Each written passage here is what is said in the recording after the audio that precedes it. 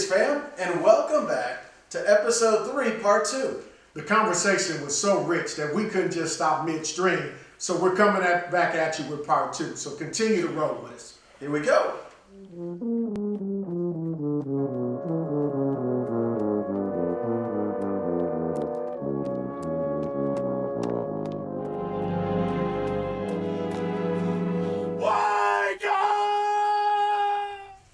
Hey, what's up, Big 6 fam?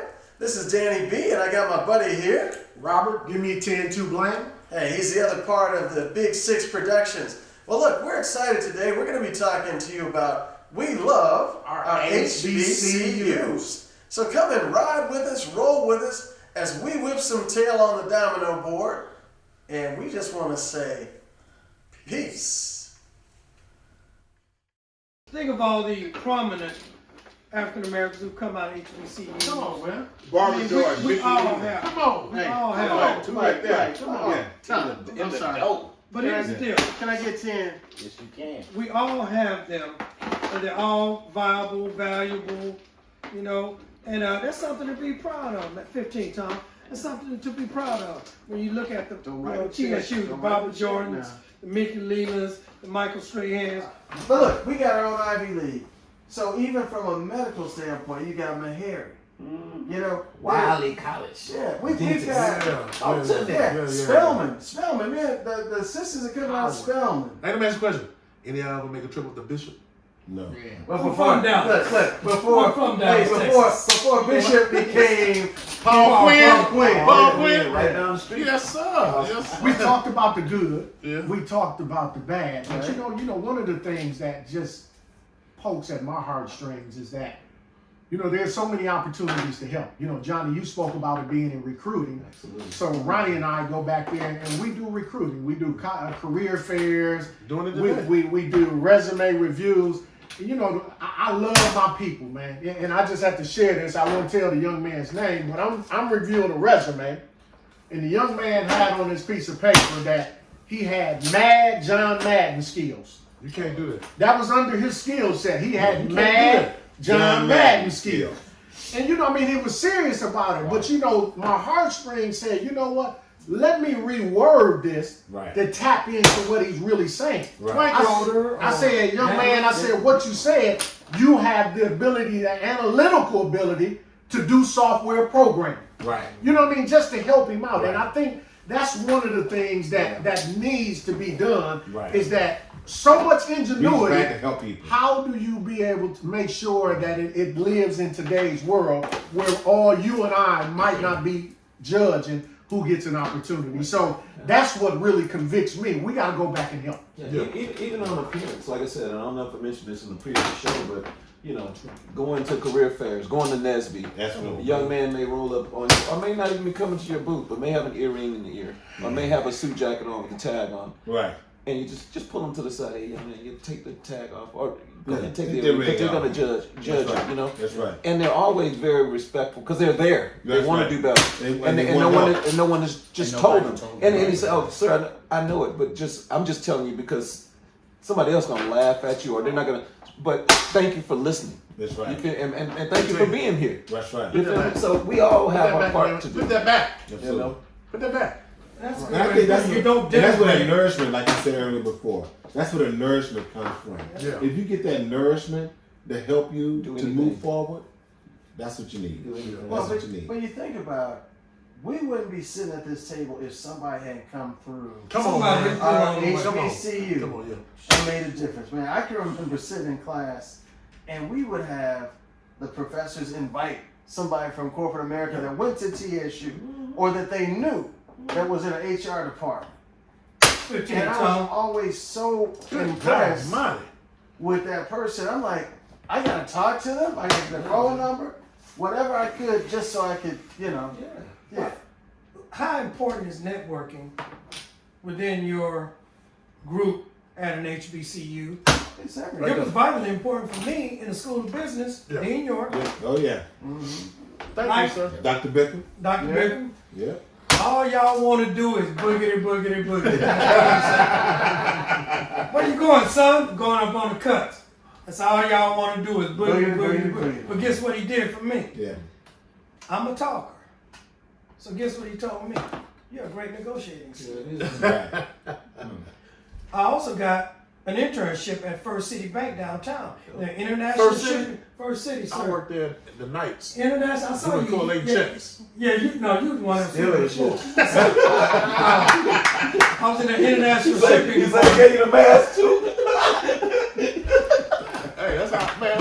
Hey, Hold on. we had Pell Grant student loans, and I had a job. I had 2 All jobs. right, so let's talk about Man. that. As part of the HBCU, maybe just part of the black college experience was 15. I know I worked with you. I know you worked. I know you worked at Fold. Look, we pulled our resources. We did, but let me finish. No, I'm not even going there.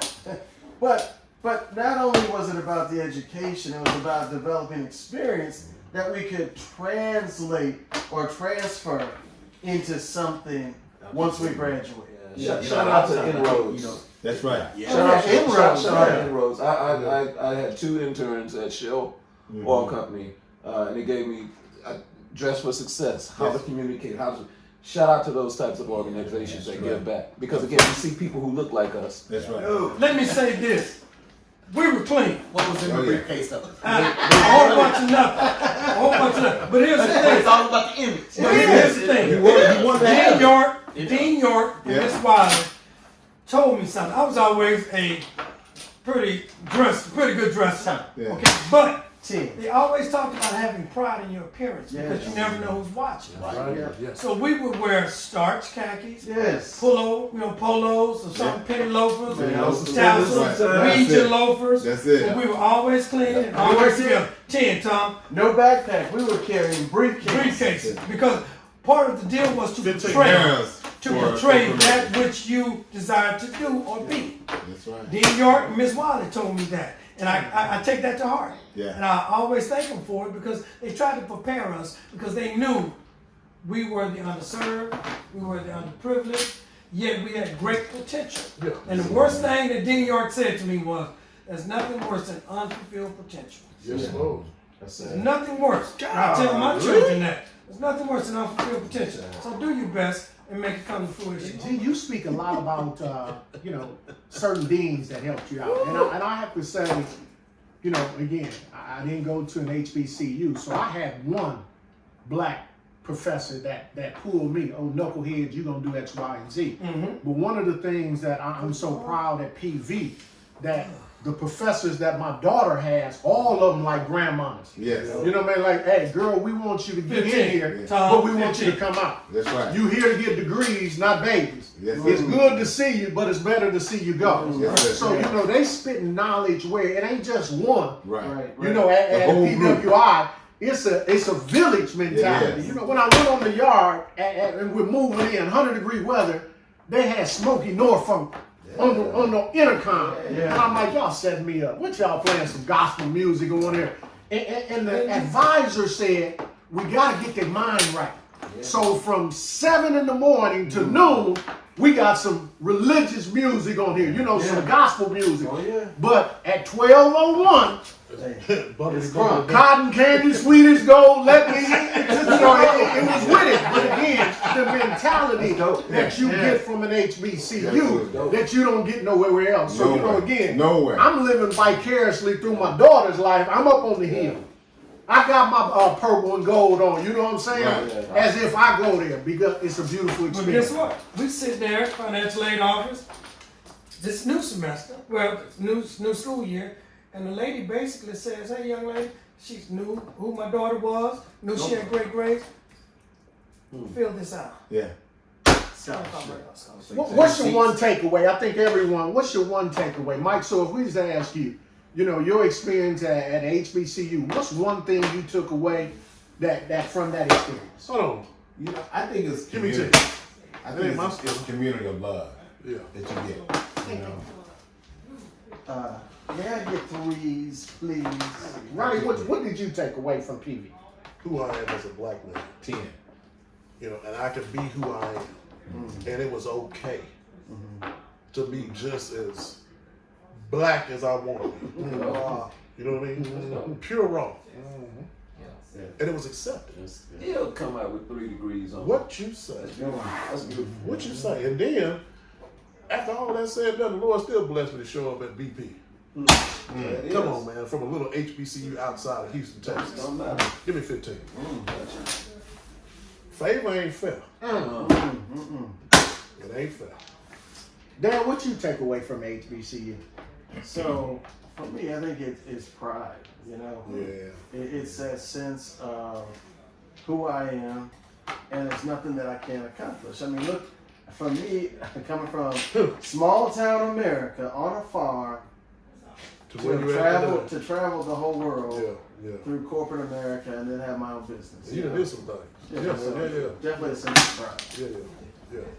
Well, you know, like I said, I didn't come from no HBCU, but I guess if I say I'm gonna take something, it's a bill, because I'm paying my daughter's tuition. But you know what? If I had to do it again, I'd do it again. Yeah. You know, because again, I think her growth and development that I've seen as a strong black woman, that she know who she is, know who she is, but more importantly, know where she want to go. So I think given that, I would do it 100 times over in this environment that we live in. Well, I'm like you, and I didn't go to a HBCU, man, but having my son at one has really changed my mind. And I saw it on the first day we moved in, because the young men that were helping him not move in, but kind of directing him, telling him what the Wi-Fi password was and everything, and how he would come home telling me, talking about how they would. One of them told him to write the professor a note before first day of class. I'm happy to be in your class. I look forward to. And I was like, dang, I said, Mike, we need to do this for every class. I said, man, let's just go and do it. And then he called me back. He was excited. He said, Dad, the professor wrote me back. Yeah. And he said, I'm looking forward to you being in the class. And he said, even though it was virtual, all semester long, the professor was calling on Michael, blah, blah, blah, Michael, just like this. And I said, dude, you need to do that every semester, every time. Starting off. I said, what they talking about? Because the dude told him, he said, man, y'all here, he said, y'all here at PD, he said, but y'all need to play chess, not checkers. And I knew exactly what he was talking about. My son had never heard that. Right. And I was like, God, man, I see these young dudes are sharp. That's graduate recommendation letters. Yeah. That's job recommendation letters. Yeah. That's a lifetime of that professor's network is your child's network. Yeah. That's beautiful, man. Yeah, I was really impressed with that. I think that was perfect coming from a school which was pretty mixed, but to get that full blown black experience. And one other thing y'all touched on that I really, it was kind of bringing back to mind too, because when I started off kindergarten through 2nd grade, my mom was a teacher, and I went to all black school. And I remember being at all black school. Everybody at that school was a parent to me. I mean, all them other ladies, and Miss Boudreaux, your son was cutting up in my class. I'm getting ready to spank him. Come on. Do you mind? Yeah. And she was like, you don't have to ask me that. Why you even bother me? Right. That's right. Just let me know what. And I'm gonna get him later. On the way home. And so you know what y'all have been talking about tonight really reminded me of that, because I think at HBCU, the professors and the counselors and everybody have an interest in seeing you do good. Right. Versus at the school I went to, you pass. If you don't, you don't. So what? Yeah, look at the little board, the wall board, and look at that time your social security number and see if you passed or. And that was it. If you didn't. So it was more so at HBCU, at least at Prairie View, it was more so, they call it the culture now, right? Yeah. We call it family. Yeah. It was that family feeling, man. And at the end of the day, like you said, if you got a car, we got a car. You got clippers, we got clippers. Come on. You got some money, we got some money. That's it. Man, I used to feed guys on Monday night. Man, I used to feed guys sloppy joes is what we did on Monday night, man. And I would come back. Guys would be in my house, and one guy said, man, who are you? I said, man, who are you? I live here. Because I always had friends who brought somebody with me. And we fed everybody. I don't know how we did it, but we did it. And Dan can tell you, he was front and center. So it was just one of those things, man, where, you know, am I my brother's keeper? Yes, I am. Yes, I am. Well, G, one thing we stated is that, you know, what did you take away from your HBCU? What's the one thing you took away from it? One thing I took away is confidence in who I am. What did I get from it, Rob? Pure confidence in knowing I can do anything I really set my mind to. I know it's cliche-ish, but it's a fact. And that's one thing I took from HBCU, man. There was nothing that I couldn't do. Total confidence in me. And I believe in me. I'm like T.O. I loves me some me. Yeah. I believe in me. And here's the thing, I tell them to this day, when we go up there and we mentor some of these young men and women, and like Rob said, we have to recruit them. I tell them all the time. Give me 5. No, Dad, we done already told your ass about that. So you hard-headed. I'm hard-headed. You can try. Give me 10. I ain't want to do it. You don't want to do it. Give me 10. Disrespect. But He did you like that. one thing that is so true, you are not going to see this many black folks in one area when you cross that state. Hey, so Johnny, what was your takeaway? Yeah, my deal was just mentorship, right? Yeah. Growing up without a father, and again, seeing these men and women, but primarily He don't disrespect me like that. educated men. He just don't disrespect me. Giving me advice. Wow. Why? Is he because I went to Prairie? He's like, we can't cap. We can't cap. That's a Jackson. That's a Jackson. I gotta get his stat though. I gotta get big dance. I gotta get his stat though. Dan brought it out earlier, but from 2010 to 2020. Actuary to me. But from 2010 to 2020, who do you think is in men's basketball has the most wins out of HBCUs? Oh, TSU. I give it to That's you. yours. What do you say? Because you had Coach Davis. What do you say? I don't know, but I got a feeling you're going to say we talked about it, so He can't say. What would you think? Out of men's basketball, HBCU, who has the most wins? I would think TSU. That would have been my vote.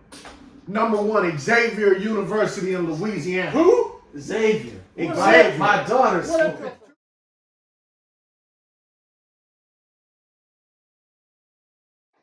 I never would have met this guy, even though he's not in a Black Greek organization. Still never would have met him had it not been for an HBCU. Yeah. So all these things are intertwined, and you cannot minimize its importance, in my opinion. I think if we're going to wrap it up, I think in one sentence or whatever, what would you say to somebody that's on the fence? Should I send my son or daughter to an HBCU? Tom, I would repeat what I said earlier, man. I really think, and not having gone to one, but having, my daughter started one. Now she transferred to U of H, but my son at one now. I would really talk about the benefit of the nurturing that you would get in getting to know like your professors and your professors and your counselors and advisors having a vested interest in your success. Right. And I don't see that from other schools. You can get degrees from other schools and they can be prominent schools, but you have people that really have a vested interest in you getting out of here. Gee, what would you tell them? Well, not what would I tell, what did I tell my daughter, who's a sophomore at Southern University? He said, what did I tell? I told her to get out of it what she could. In other words, what you put into it is what you'll get out of it. But know this, you have people who care, who give a damn. Okay? You have people who give a damn, but most of all, you have to give a damn. Okay? You have to care about you in order for others to care about you. If you want something and others see it, and I think Ronnie Davis talked about it earlier, how someone can see something in you that you can't see in yourself. That is a value that many of the professors, at these universities see in these young Black students, man. They see the hopes and the dreams of our community. They see what their unfulfilled dreams may be. Okay? Even though they're doing well, they're a professor, they have tenure, everyone has unfulfilled dreams. Yeah. And they may see it in you, and you. Get out of it everything that you can. And I mean everything that you can. The good, the bad, and the ugly. Because all of it will serve you well at some point. You'll get to a crossroads where something that you did at X University will come up and you'll be able to use it. That's That's a good one. So Mike, what would you say, or did you say to someone that's on the fence whether they should send their son or daughter? Give me 10. You know, I would share my experience. I would share, you know, where I started from, you know, coming from a predominantly all-white school, high school, junior high, elementary school, and the experience I got and the results. And I let them know, you know, make your decision based on the results. My dad's always said, hey, you got to look at the facts. And so you look at the facts, you look at the results, make your decision. Good. Ronnie, what would you say? And don't say domino yet. Just go. One thing I learned, big doesn't mean better. A&M huge, right? Doesn't mean better. You know, if we really get back to Prairie View, land grant school, 1876, came up. That area was a plantation. It was 2 plantations. I'm not gonna get a history. I'm not gonna do you. We ain't got that type of time. But what I will say is that we went from being an agricultural mechanical college to a full-fledged university. So there was some growth. There's some advancement that took place. You can't get that anywhere. The black experience can only be where black folks are. So if you want to experience black excellence, black love, that's it. You got to be where we are. The only way you're gonna find the black experience is you gotta go to where it is. And then you gotta live it. And then once you start living it, you become drawn to it. So it's almost like a love affair, right? It's a dance, it's a perfect dance that you don't want to let go. So that when you do get your degree, whatever it's 4 years, 5 years, 6 years, whatever it is. Why you pointing at me for 5? Hey man, if you can do it at an HBCU, you can do it anywhere.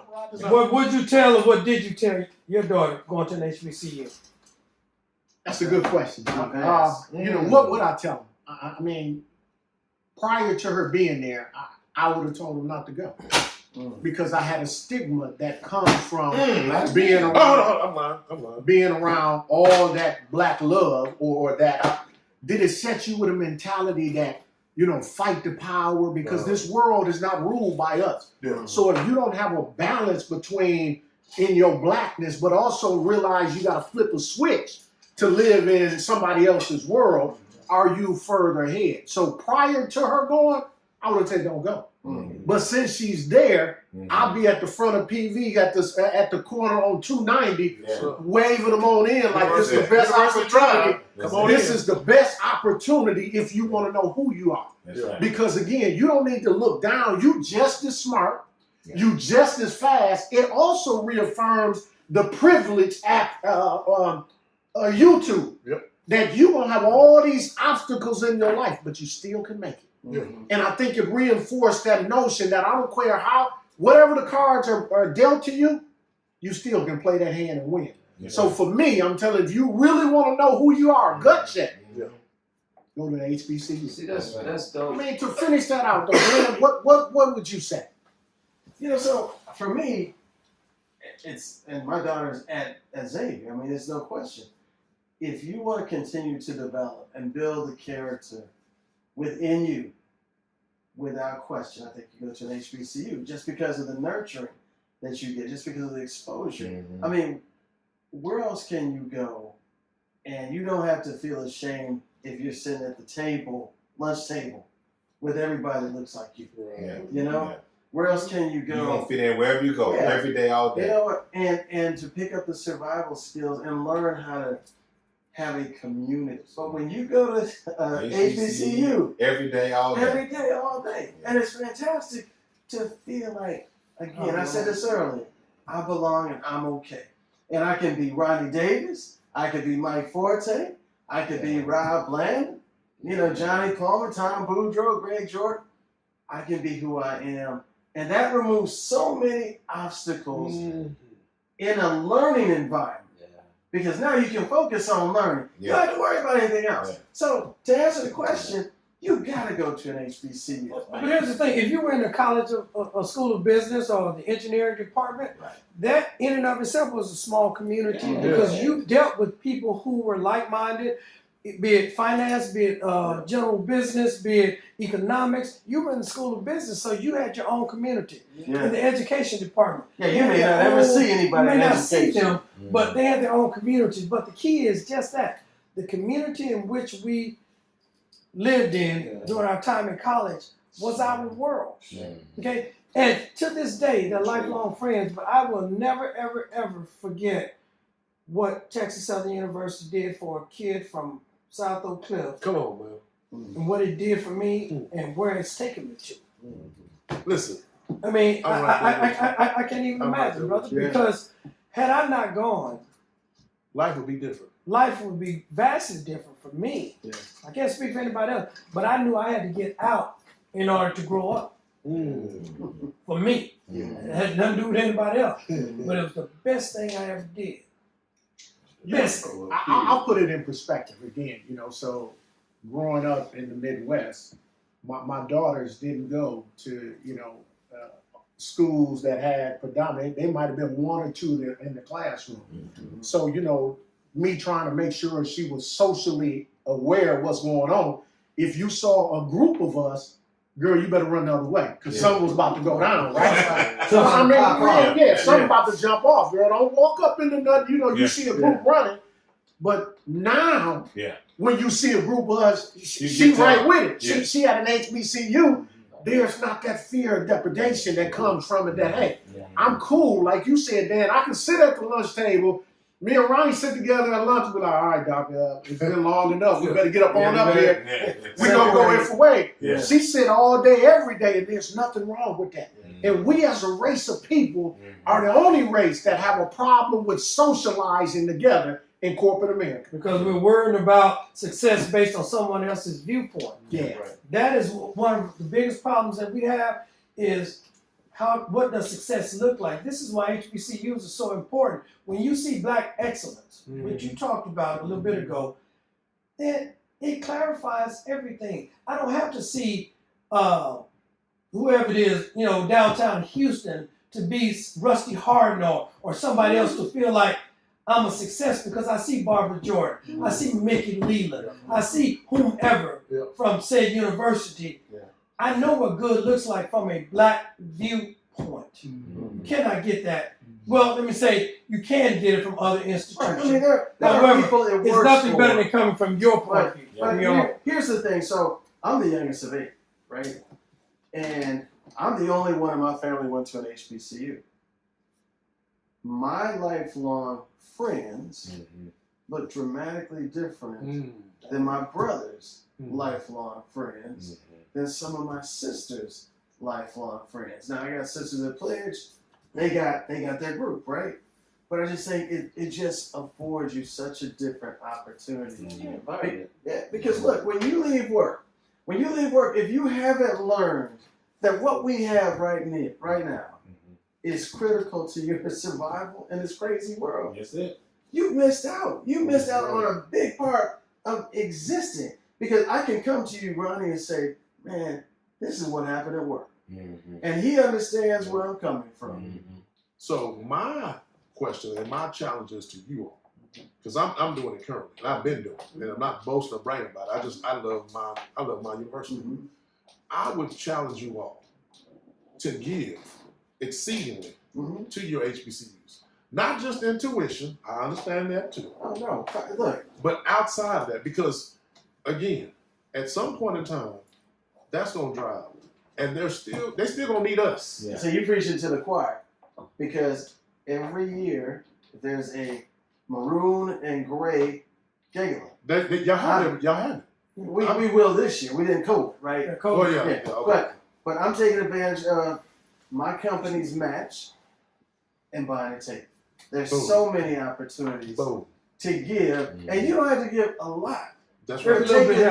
Take advantage of what your company offers and match. Here's what I'm going to do. Y'all, we can see, we going to continue to spit, and we got to go. We got to go, but I think as we bring this to a close, the HBCU experience for y'all that had it directly, for some of us that have it financially, it has been rewarding. Oh, without question. We would do it 10 times over. Absolutely. And I guess, like I would say, at the end of the day, Hey, Big Six fam, thank you for watching 2 great episodes of Big Six. And you know what? For me, it was an incredible experience, really rich conversation, and a couple of quick takeaways. Man, I have not thought about my friendships like that in years, my experience on the yard in years, but most of all, the impact that an HBCU has had on my life. And the thing that I take away from this is that regardless to if you're attended or you're financially supporting, we're all 1, 2, 3, 4, 5 degrees of separation from an HBCU. And with that being said, B, take us up out of here. Peace. That we can say we hurting each other, yeah. And boy, it's a shame. I won't be foolish, no. I wanna know. I wanna make sure I'm right, boy, before I let go. You know I thank God sun rises and shines on you. You know there's nothing I would not do. Oh, before I let you go.